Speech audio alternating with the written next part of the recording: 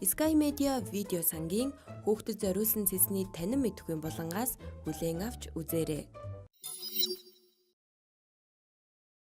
1915 оны Хятадын гэрээгээр хаант Орос ба Хятад улсын шахалтаар Монгол улсыг Хятадын бүрэлдэхүүн дэх автономт улс болгосон билээ.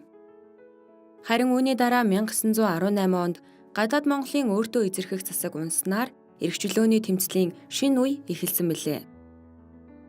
Автономт засгаас сэргээх арга замыг эрэлхийлсэн ноёдын, хүрээний, консулын бүлгүүд бий болж гадаад орнуудтай харилцаа холбоо тогтоох бүхий л аргыг сүйхжилж байв.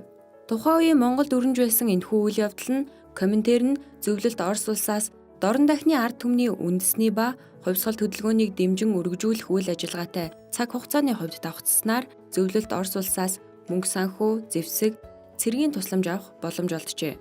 Ийхүү 1921 оны 3 дугаар сарын 18-нд Сүхбаатараар удирдуулсан ардын журамт цэрэг Хяхтыг чөлөөлж 7 дугаар сард нийслэл хүрээг чөлөөлснөөр тусгаар тогтнолоо сэргээсэн юм. Улмаар 1924 оны 11 дугаар сарын 26-ны өдөр анхны үндсэн хуулиа баталж хаант засгийг халан бүгд найрамд хулс болсон төвхтэй.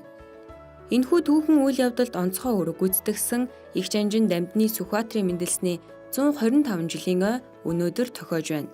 Ой хүрээнд Сүхбаатарын эдэлж хэрглэж байсан эд зүйлс болон түүхэн бичиг баримт эд зүйлийг дэлгэн харуулсан үтсэглэн боллоо.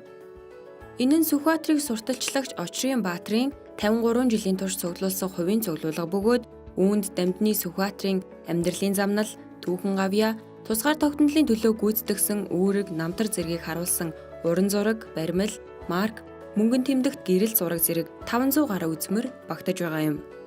Эдгээрээс нэрт баримлж болдын бүтээсэн их загвар болох Сүхбаатар Ленин баримл, 1933 оны мөнгөн тэмдэгт марк, Сүхбаатарын хөшөөний анхны эскиз, Монголд цорын ганц хувь болох жанжны хүрэг бүхий медаль зэрэг ховор цуглуулгууд өнөөдөр тусгаар тогтнолын ордонд олны хүртээл боллоо.